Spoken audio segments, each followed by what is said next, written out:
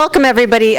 Really appreciate everybody taking the time to be here with us today. I know there's other events, and I know everybody has very busy schedules, so we really appreciate you all being here.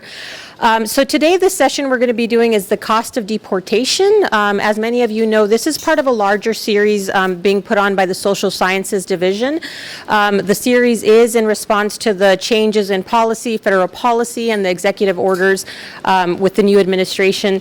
And really, it's an effort to give knowledge, historical, economic, sociological, geographical knowledge in order to help us understand a lot of the issues that are going on today, so that we can be more informed people, more informed, citizens of the world. So we're here today with Professors Michael Gale from Economics and Professor Oscar Torres from History. And my name is Maita Peterson. I'm also a history professor, and I'm also the co-chair of the DEIA Senate subcommittee, as long as we're able to say DEIA for the time being, right? So again, thank you for being here. So we're going to get started. One of the things I want to say is that, we have 1 hour to present on what we're going to be doing today. So I want you to understand that, we're really scratching the surface. So whatever we do, it's like you can learn so much more about all of the issues, all of the topics that we're going to be talking about. So if you leave here today with questions, that's actually a good thing. If you're like, they didn't talk about this, or that one thing they talked about, I wish I would have learned more, then that's a good thing, because that's what we're hoping is to spark your interest in being able to yourselves look for information and be informed people, so that you can, we're all bombarded with a lot of information, so that you can be able to process the information a lot better. So we'll get started here. Give the clicker. We have some questions for you to consider before we get started. As I'm talking, if you want to get your phones out and scan the QR code. So the way that this will work is we have 3 questions.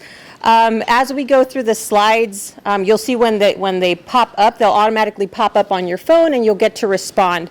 The first one that we're going to start with that should pop up, I'll give you all a minute.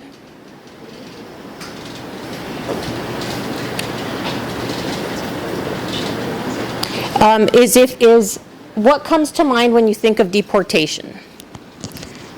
Is it working? Somebody give me a thumbs up, or not working yet? Oh, there we go. Yeah. The QR code's still up there, so Yes. people can scan it. Okay. So if you all want to just start jotting down a couple of words or a couple sentences on what comes to mind. Trump. So yeah, a lot of the changes have been focused on immigration, right? So I can understand Trump, undocumented, Hispanic families, ICE. Unfortunately, I think of Mexicans, destruction of family, loss, Mexicans. People who migrated without proper documents, child separation, undocumented people. Fear. Okay, thank you so much. Thank you so much. Because these are the kind of things, losing money and jobs. No papers. Okay, wonderful. So this is good so that we can all kind of see what pops in mind, right? As soon as we hear a term, and these, again, this is stuff that we're hearing consistently, almost on the daily. So these are the kind of things that pop up in our mind. So let me scooch over to we can kind of see where everybody is. So the focus of today is going to be on mass deportation, the economic cost of what that is. Professor Michael Gale will get into that. And we are going to be focusing on the Mexican population in the United States, and I'll sort of explain why we're going to be doing that as we move forward. But before we even get into this area in the 1930s when we do have mass deportation, I want to start by talking about the Mexican population in the United States, right? So why do we have such a large Mexican population in the United States? You can We were part of Mexico. We were part of Mexico, absolutely, right? Go ahead, in the back. Yeah, it's our bordering state, so there's a lot of people who pass by for business reasons.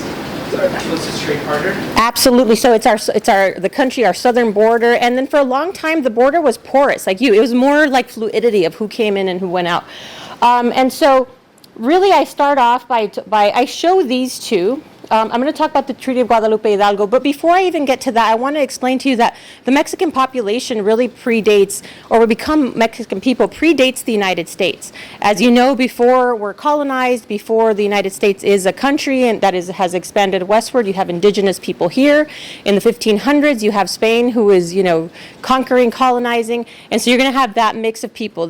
Spain will colonize what is now the southwestern United States. Mexico will eventually gain its independence, and you're going to have that large population of Mexican people here, right? So you have to understand that when we're talking about, going back to that question of like, who do you think about? A lot of the comments were Latinos, Mexican people, Hispanic people, and this is why. We have to understand that that population of people have been here for many, many generations. By the time that we get to 1848, we have the Treaty of Guadalupe Hidalgo, and this is what's going to end after the ending of the Mexican-American War. The United States gains what is a lot of Mexican territory. So what do you think happens then when the border changes? So I have, that little red section that had been Mexican territory. After 1848, it becomes U.S. territory. This little section underneath, that's the Gadsden Purchase, will gain that too eventually. But what happens to the population of Mexicans who were there? It's like, sorry, you're out now. Do they leave? No, they can stay. They can stay, right? So once again, you have to understand that this is a population of people that have been here for a long time. I made this joke last time, but I'll say it again. If you've ever heard, like, we didn't cross the border crossed us. So it's that change, right? So you have a population of people, Mexican primarily, and then Spanish-speaking people. By 1917, you also have the guest worker program. What's happening around 1917? World War I, right? And so you're going to have a need of, the United States is going to have a need for labor. So we're going to go to Mexico to say, can you bring in people who can work the field? So that's also going to bring more Mexican people into the country. Again, this is meant to be temporary, but as you understand, this is also something else to consider, is when do we want people in here? Also thinking about the economy, right? When we need the labor, yet these people are not going to have full rights. So just to begin with, to consider the population of Mexican people here. Now, do you want to get us? Michael will talk about the Great Depression. Yeah, so moving on, we're going to talk about the causes of the Great Depression, which will then lead to this Mexican deportation in the 1930s. So when we're talking about the causes of the Great Depression, the first thing we're going to talk about is the stock market crash of 1929. So we had the stock market crash in 1929. Afterwards, we realized the weakness of our banking system and credit system in the U.S. during this time. We had very few regulations on required reserve rates. So basically, banks weren't required to hold on to their deposits during this time. What this led to with the stock market crash is there's something called a bank run. So individuals realized that these banks weren't going to be able to get their money back from their loans. And as a result, people went and tried to withdraw all their money from the banks. Now, what happened was the banks didn't actually have all this money. They lent it out to other individuals. And this led to the banks not being able to give everybody back their money. As a result, a lot of these banks ended up failing during this time. We also saw that there was an overproduction of goods during the Roaring 20s. So in the 1920s, we had a lot of production of goods, and we also saw a underconsumption of goods because of the stock market crash. A lot of people didn't have money, and so this ended up causing a lot of businesses to fail during this time. Something else that we saw was in the 1930s, we had a tariff act put in place. So basically, this tariff act was put in place to protect domestic producers and domestic farmers. And as a result, this ended up causing retaliatory tariffs with other countries. And as a result, American goods were not being consumed abroad. So this ended up starting a trade war by putting this tariff act in place. We also had monetary policy during this time that was contractionary. Usually when you have a recessionary period, you're going to want to run something called an expansionary policy. If you take my macroeconomic course, we'll get more into that. But for today, basically, the government implemented policies that worsened the Depression. Also, we had the Dust Bowl in the 1930s, which was a severe drought. And so we ended up seeing a lot of farmers ended up not being able to produce their agriculture. So these are like some of the major causes of the Great Depression. Then we're going to get into some of the effects from this Great Depression. So when we're talking about this Great Depression, we had some economic effects and impacts from this. First of all, we had the massive unemployment rate peak. We had a large spike in the unemployment rate. It was roughly 25% at its maximum point during this time. There also was a decline in industrial output. So because of that overproduction of goods and underconsumption, we had a lot of companies go under. Also with the tariffs, that led to a lot of businesses not being able to export those goods. So we had a lot of businesses closed during this time. We also had a global trade collapse. So approximately like 2/3 of the goods that we used to export were no longer being exported because of these retaliatory tariffs. And a lot of goods were not being imported as well. We had something called deflation too. That's when the price level goes down. You as a consumer, you like deflation because you're able to buy goods at a cheaper rate. But businesses, farmers, producers during this time, this would actually be worse off. You're receiving less money for your goods. And this would even cause producers to even have to shut down further because of this deflation. As a result of all these things that we just mentioned, we saw a lot of poverty during this time. So this unemployment rate being high, businesses having to close, it made it very hard for people to be able to afford goods. It also made it very hard for individuals to go out and find jobs during this time. The long-term economic effect would be something called Keynesian economics, and that's the idea of the government coming in and intervening in policies, and this is something that we learned from the Great Depression. And Maite, you can take it from here. Thank you. And this microphone's for the recording, so if you're like, why are they holding the mic and it's not loud? This is why. So bear with us. So then what happens? So why are we talking about these two things combined, right? So what happens when we have an economic recession and then an economic recession, or depression, really? So how are people feeling then at that time? Really skyrocketing unemployment rates, loss of jobs, loss of homes. How are people feeling, you think? There's a lot of uncertainty, there's a lot of fear, there's a lot of anxiety, right?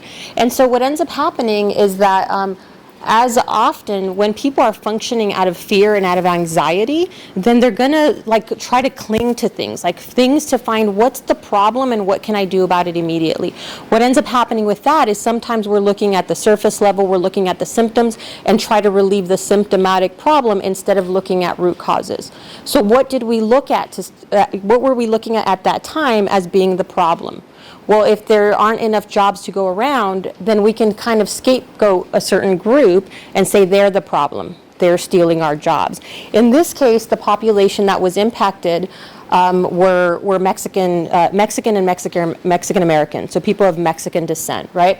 And so the crisis again creates hostility, this idea that we're in competition for jobs. As Professor Gale also talked, the Dust Bowl is also going to create, in Oklahoma and the surrounding areas, that environmental drought is going to cause people to also migrate into California, which isn't impacted in the same way. Again, more population coming in, and then this idea again of like there's this idea of scarcity, right? And so what ends up happening is that immigrants are being blamed. We're going to have the rise of nativism, anti-immigrant sentiment, xenophobia, scapegoating. So what do we mean by these things? Like, have you all heard of the term nativism? Can anybody say what that is or explain a little bit if you're comfortable?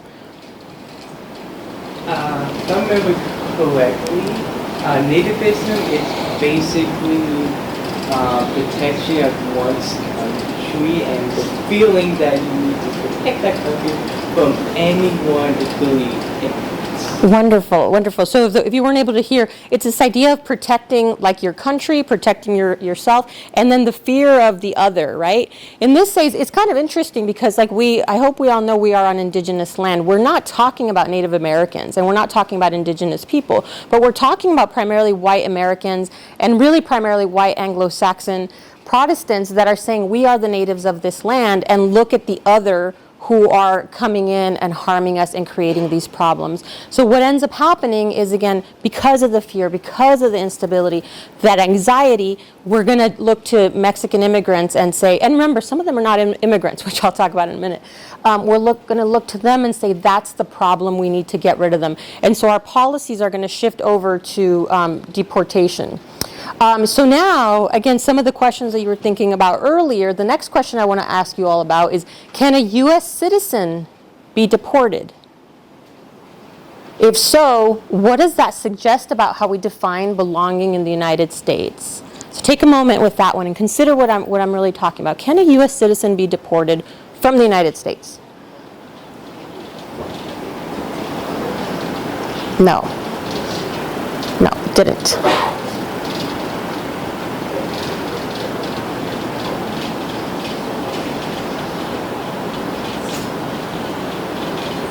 For those of you that are thinking, no, why not?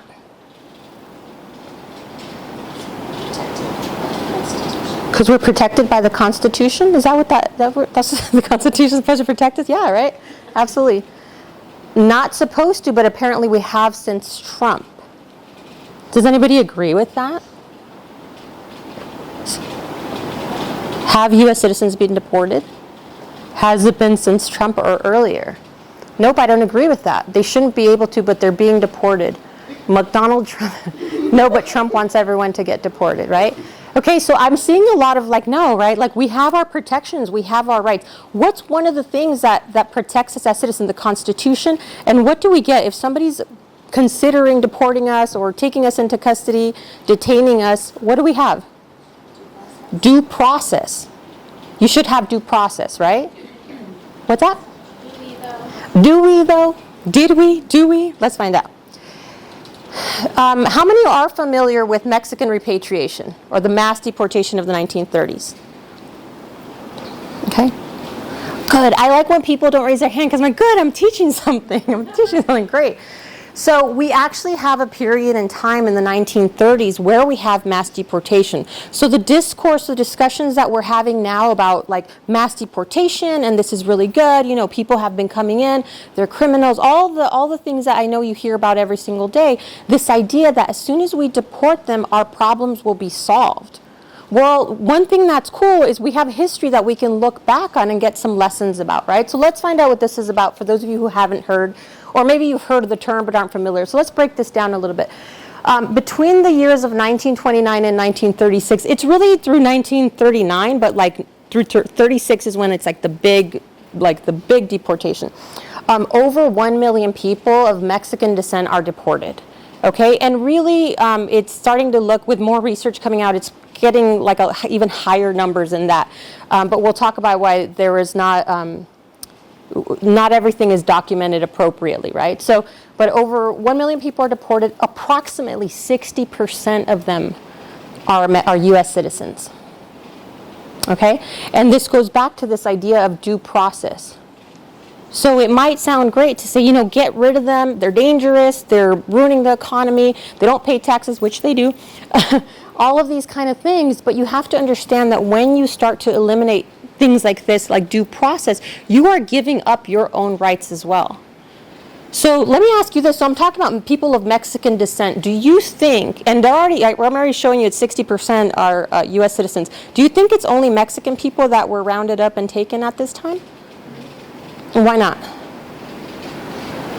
Go ahead. There are other immigrants that come, like, from Asia and Canada? Yeah, absolutely. Well, the other thing, too, is, like, you have to understand, like, with the xenophobia and nativism, we're also looking at every other, right? Especially brown people and people, it's like the other. The other thing is, like, if we're rounding up this many people and forcing them out, do you think, and again, thinking that we're not using due process, are we really saying, prove to us that if we're not even making sure they're citizens, are we saying, are you really Mexican? Really, they're deporting brown people who live in certain neighborhoods, who have certain last names, and some of them speak Spanish. So really, that's what we're talking about. So targeted communities, it's different places, some of the cities, Los Angeles, Chicago, Detroit, some of the major states that are hit, Texas, Arizona, New Mexico, again, because these are down in the southern border. Also going into some of the labor that they're doing, farm workers, factory workers, railroad workers, this idea, again, that we move them out and open up those jobs for real Americans, for white Americans. What I want to talk about here as far as like the term repatriation and this idea of 60% moving out, I really need you to understand what happens here. Most of the repatriation means to move you back, to send you back to your country of origin. Just like I started this discussion, that Mexico was not the country of origin for a lot of these people. A lot of the people that are sent away are US born. Also because of racism, because of discrimination, a lot of these folks have been assimilated. A lot of them don't speak Spanish. A lot of them had never stepped foot in Mexico. So you're really pushing people out into, a lot of them, a place that they've never been before. Some families, a place that they've lost ties to. And do you really think that the people that are sending them, that are forcing them out, they're making sure they're getting back to their hometown if they have a hometown? No, they're really just shoving them across the border. Let me go into the next slide. How is this done? It's not like one overreaching federal policy. Going back to one of the things is like when you remove due process, you really are able just to target individuals and target groups and send them away. Sometimes when you read about this, you might see the word like voluntary, right? Like they decided to move voluntarily, but you have to understand that there's a lot of coercion, there's a lot of threat, there's some violence involved in them being pushed out. Private companies are firing people. This has, government support, fire people, again, leave those jobs for real Americans, meaning white Americans. So some of the ways that this is happening is through local government, state agencies, hospital patients, people who were ill, who were the most vulnerable in hospitals, were pushed out, put on buses, put on trains, and sent out. Some companies, private companies in certain areas would fund like these trips, like buses or trains in order to get these people out. Repatriation drives, and then again, like the Ford, U.S. Steel, Southern Pacific Railroad, just an example of some of the companies that are involved in this. Again, you can read a lot more into this. You can learn a lot about this. But again, just for time's sake, I just want you to understand that there has been a period in time where we do have mass deportation. So now we're going to find out whether it helped our economy, right? Are we going to that slide yet? Oh, sorry. One more thing. The impact. So just as I was saying, a lot of these folks are not... had not been in Mexico. A lot of them are U.S. born. Depending, you're going to have some people who are like farm workers. You're going to have people like here in California, in Los Angeles and, the barrios that had already established like nice lives, good livelihoods. They had jobs, they had homes, they owned homes. And now that they're pushed out, by the time where either they remain in Mexico or by the time they're able to return, you have to understand that they lost everything that they had built. And again, most of them like generations long. So as I was saying, pushed into areas that they'd never known before, and just the impact is really, really detrimental to these individuals and to the communities. But let's find out if it helped the economy. Okay. Yeah, now that Professor Peterson kind of went through and kind of told us about some of the impacts of the Mexican citizens, I want us to think about the economic impact at this point. So if you could just take a moment and scan that QR code, just let me know if it's working in a minute here. And let's just think about what the economic goal is of this deportation. And was this economic goal actually reached? So we saw that during the Great Depression, that Mexican and Mexican Americans were repatriated. And the goal of this was to free up unemployed US-born workers. Is the QR code working, folks? Okay. Now I want us to think about this. Does deporting undocumented immigrants help or hurt the U.S. economy? So why don't we take a moment and let's look at some responses here?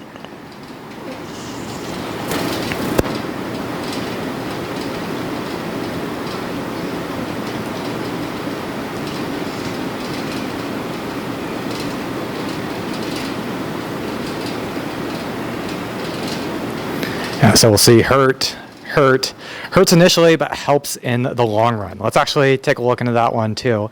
That's why we're here today. No, it doesn't. Hurts the economy, labor shortages, more expensive labor. Hurts. Yeah, so it looks like overall, we think that it hurts the economy. Undocumented workers take jobs that people don't want to do. Yeah, that's true too. U.S. is losing valuable workers and possible taxpayers. Okay, so why don't we look into this concept here. Now, when we're taking a look into deportation, we're removing workers, but we're also removing consumers from our economy as well. Now, when we think about this isn't just hurting those that are being deported. This is actually going to hurt American businesses as well. So what we're going to end up seeing is that American businesses ended up closing as a result. We actually had job losses, as ultimately we had higher unemployment among all workers because of this. So the next few slides we'll go over this. Some examples of this could be seen in some neighborhoods even here in Los Angeles, like Boyle Heights and East Los Angeles. They saw a drop in customers in their small businesses, forces many shops and services to either downsize or end up ultimately closing. Now let's look into the economic theory why this is the case, why we actually saw higher unemployment. Now, for those of you who've taken my microeconomic course, you guys will probably see this supply and demand model over here on the right-hand side. Also, if you've taken any microeconomic course, you've probably seen this model. Now, what we're talking about here is just in general, the demand and supply of consumer goods. Now, that's that market over here on the right. And we're going to see that demand line before deportation. Now, after deportation, we saw a loss in consumers. So that demand line is going to shift to the left. When that demand line shifts to the left, what we're going to see is the quantity of goods being bought or sold is going to change. So those of you who are my economic students, what happened to the quantity of goods here? Yeah, Gavin, right, they decreased. So we saw here that the quantity of goods being bought and sold decreased as a result of these decrease in consumers. Now, because of that, producers responded by cutting back on their production of goods. Now, if we have producers cutting back on the consumption of goods, we then need to translate this over to the labor market. So if we look into the labor market, what we're seeing here is the quantity and the wage rate for labor. Now, because we have less goods being bought, that means less production of goods being needed to produce. We're going to see that the demand for labor will go down as a result for this. So in our model there, we're going to have our supply of labor and demand of labor. Demand of labor being from firms wanting to hire workers, supply of labor being from those willing to supply their labor, and we're going to see that demand for labor decreases and shifts to the left. As a result of this, we're going to see that the quantity of workers that firms want to hire is going to go down. Because of that, that's going to lead to higher unemployment throughout our economy. So it's not just affecting migrants, it's affecting U.S. businesses as a result of this deportation. Now, we're also going to see lower wages in the model as well. So higher unemployment and lower wages for those working. So we're talking about deportation as an economic policy. The goal here was to increase employment for white US-born workers. Now, the actual effect that we saw from this was that there were no employment gains for these US workers. In fact, we probably saw in a lot of times that unemployment increased as a result, and we saw lower wage rates for those workers. So we ended up seeing that the local economies were disrupted, not revitalized by this deportation. Now, Oscar, why don't you take it from here? Thank you.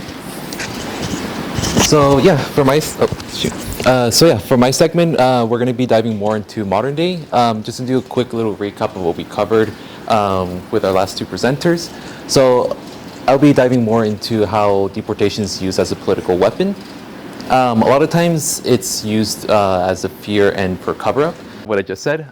So during the time of the Great Depression, a lot of people were really wanting to go back to a time of normalcy. People didn't like the insecurity of not having a job, of wage, of supporting their families or loved ones.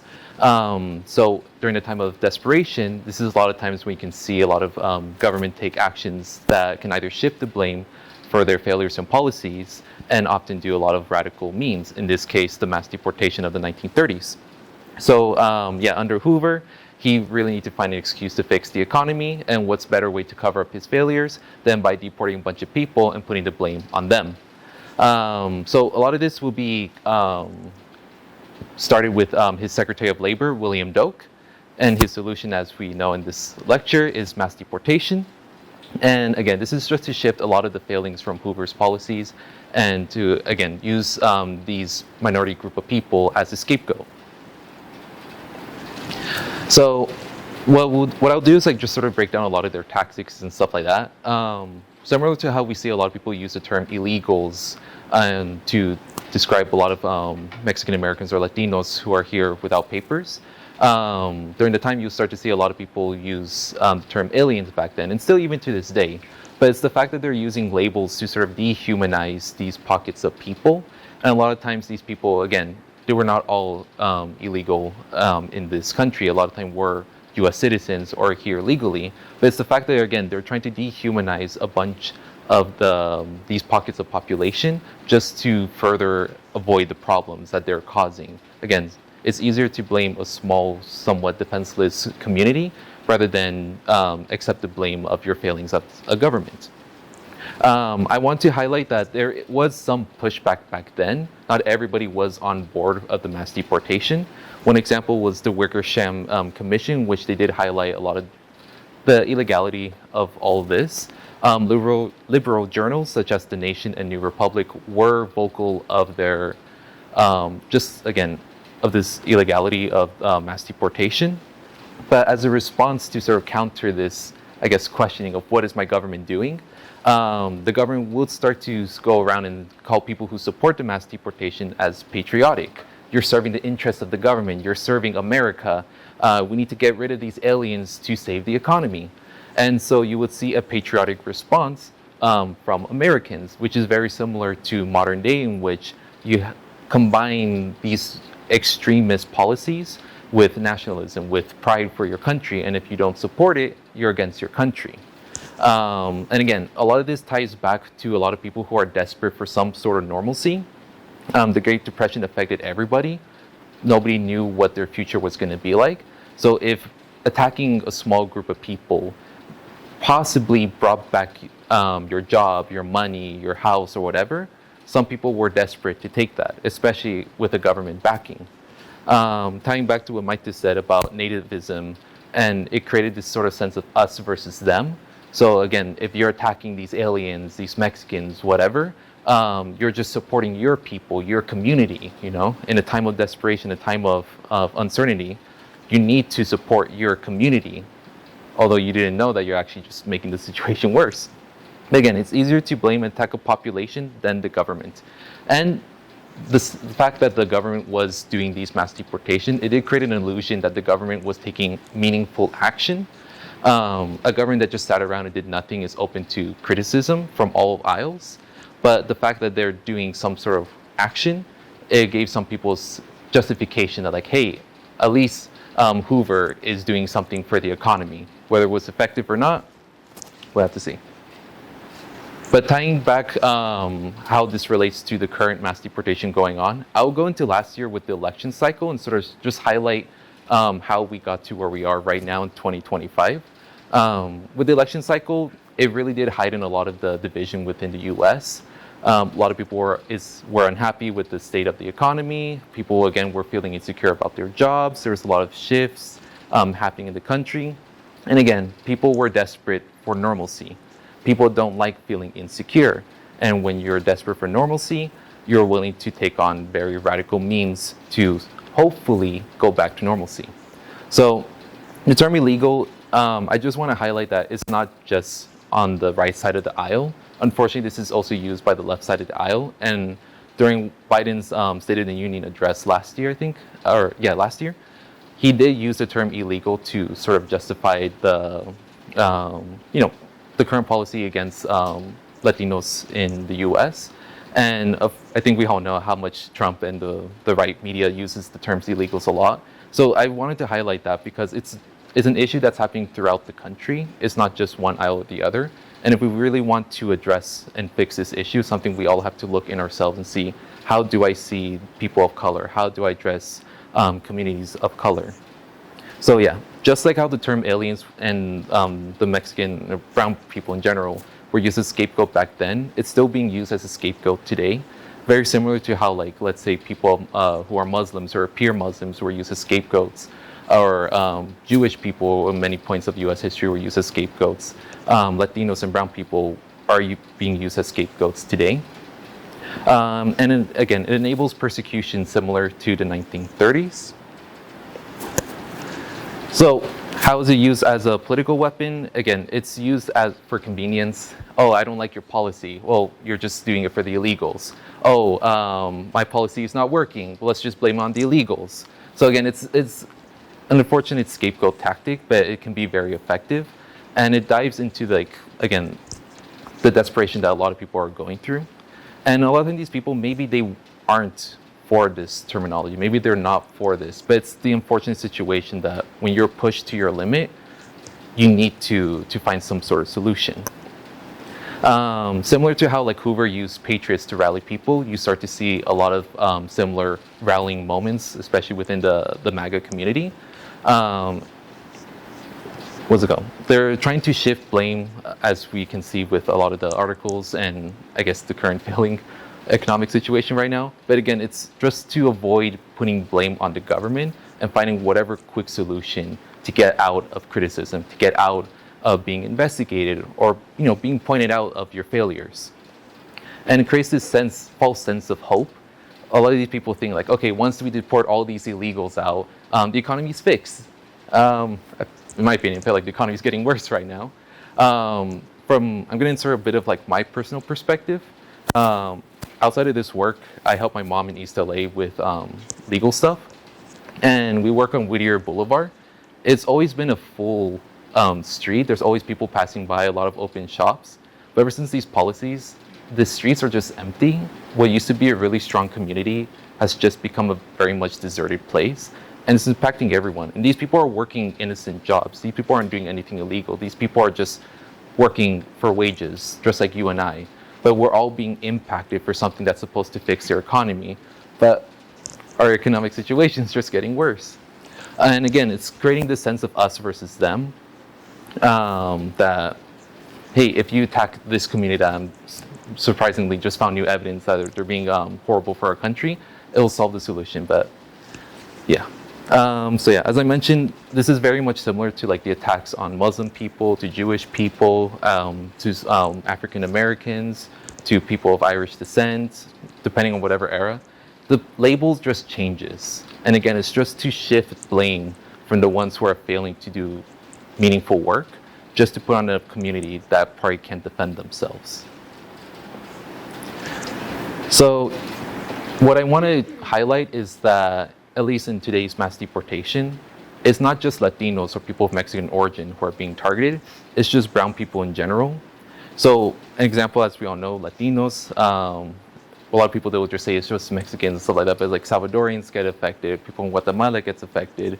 It's anyone who looks like Mexicans who get affected. And some other examples are people from India.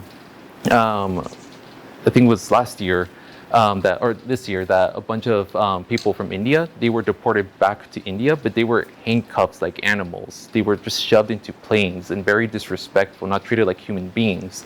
But it's all rounded up because they happen to be brown. Native Americans, a lot of people of we commonly know as Navajo, but like Diné, a lot of people in Diné were being arrested by ICE agents just because they're speaking in Diné. So an ICE agent will come up to you, see that you're not speaking English, and just like, okay, that guy must be Mexican. And they get caught up in all of this. And this is very alarming because, again, your rights in this country it's being threatened. These rights that's supposed to protect you to live a normal, good life is being ignored for this shifting of blame.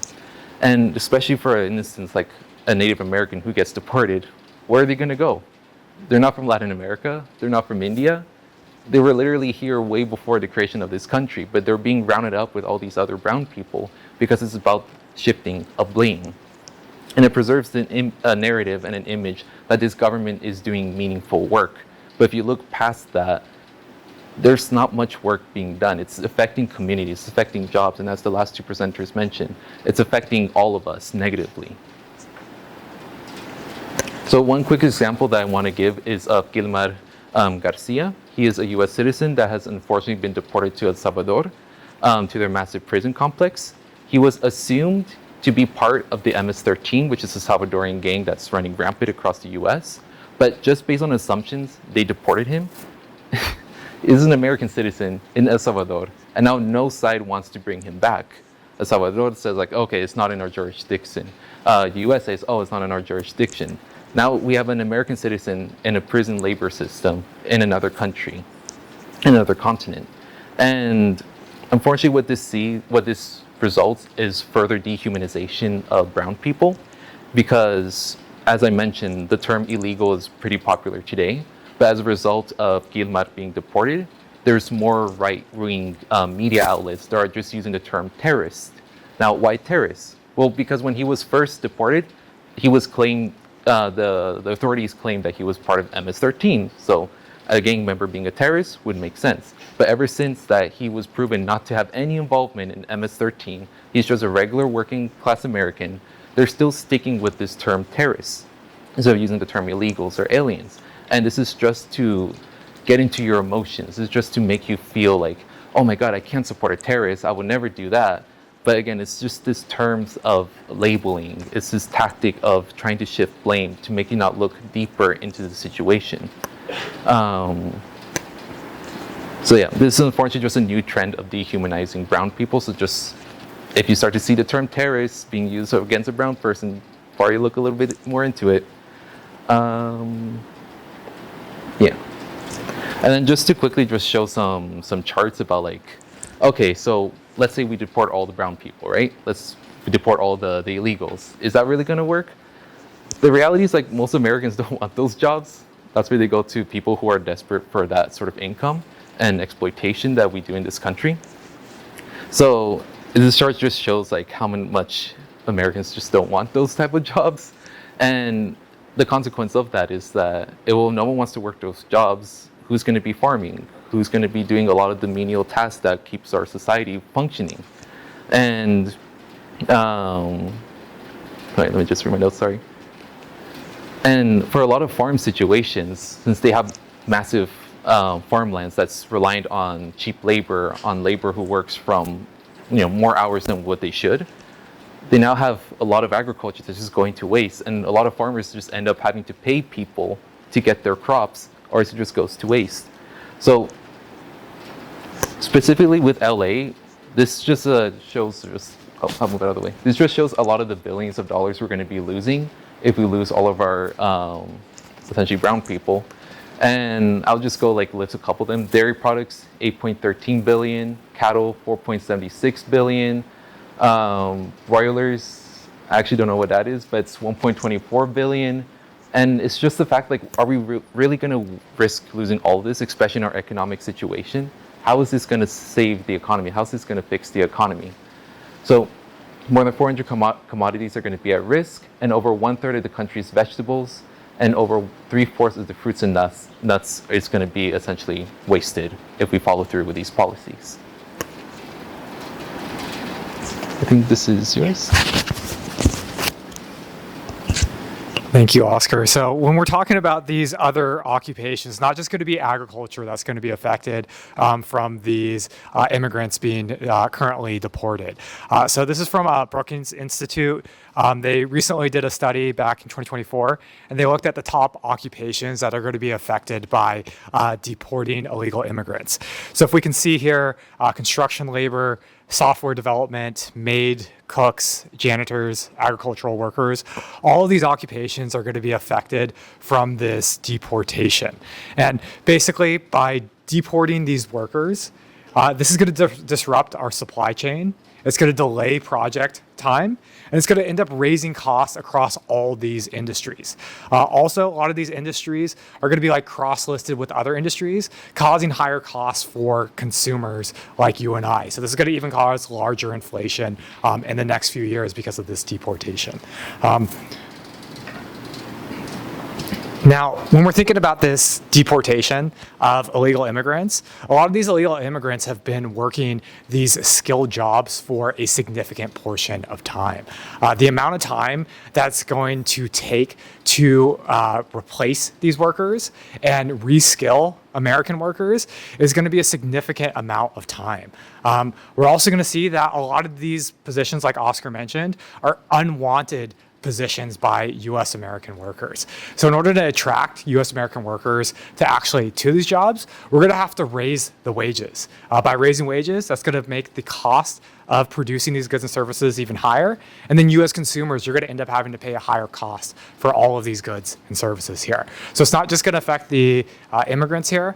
We're going to end up seeing that you and I are going to have to pay higher prices for all of these goods as well.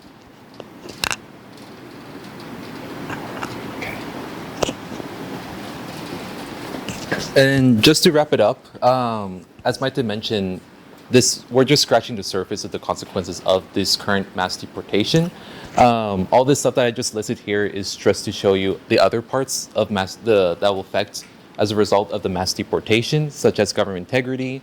Currently, Trump is ignoring a lot of court orders to bring back Gilmar and other of his radical moves right now.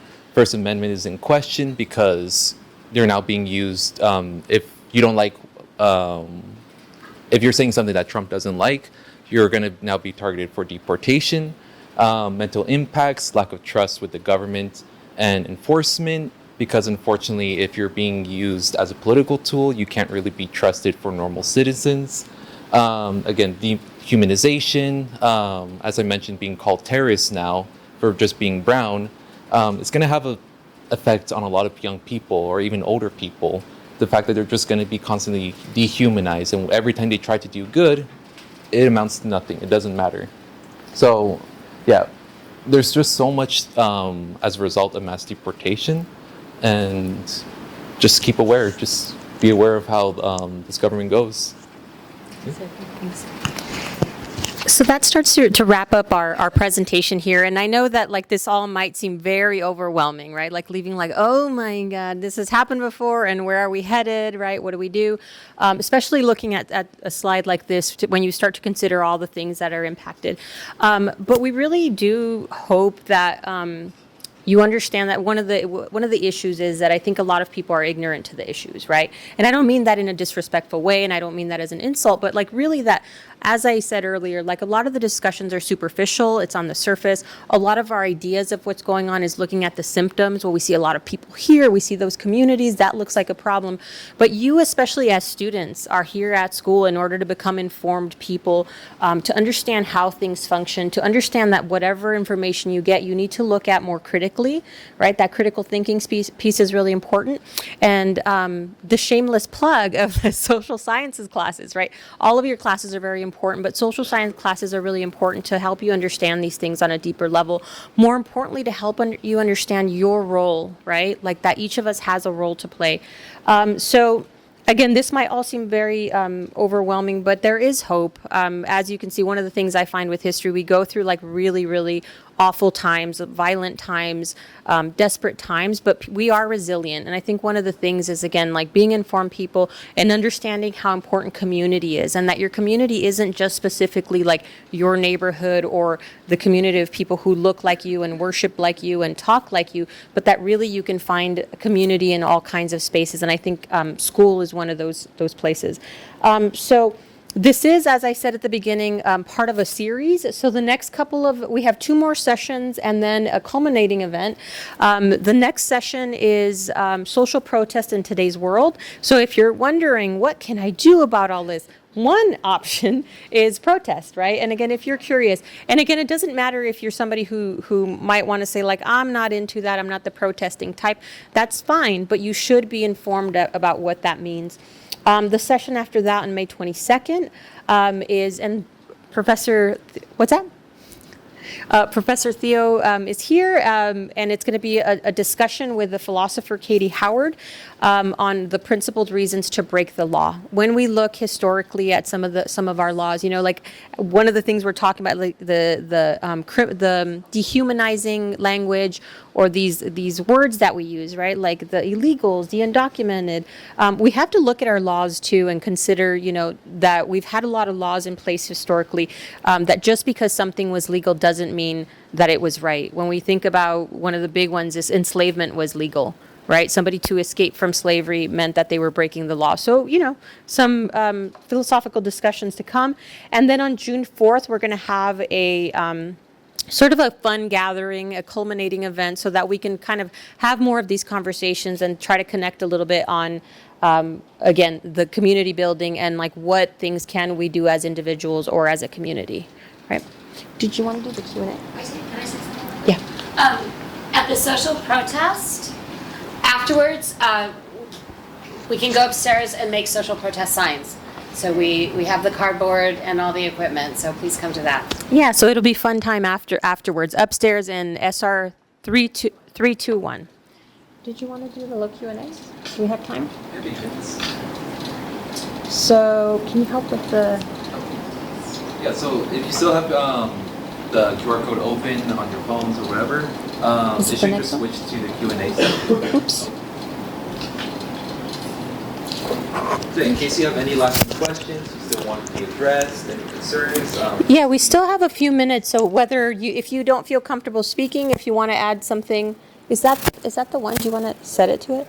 If you want to ask questions, you can do it on the QR code, or if anybody has questions or comments too, we welcome comments. We still have a little bit of time. Any ideas?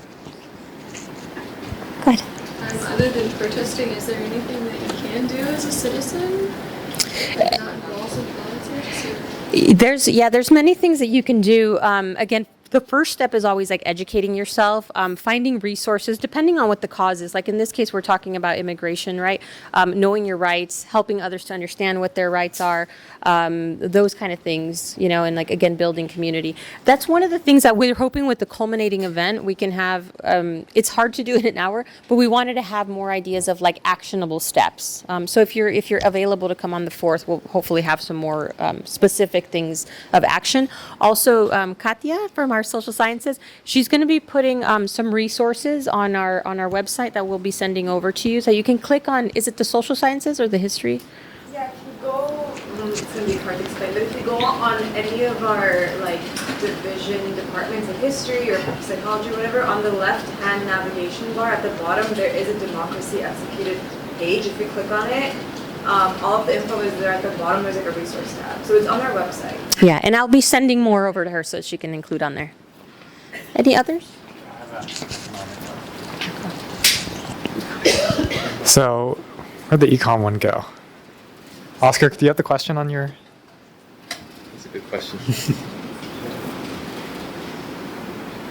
Okay, I guess one is, what will be the lasting impacts of deportation on the labor market? Or do you want me? I'll just read the question into the mic.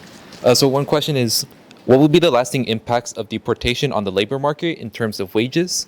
Will they be lower due to decreased demand for goods?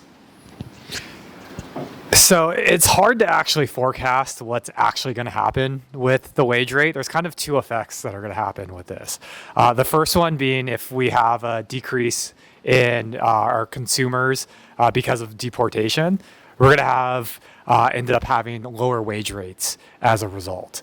The other impact is that if we're saying that our supply of labor goes down, that theoretically would increase the wage rate. So it's hard to tell which one is actually going to have the larger effect.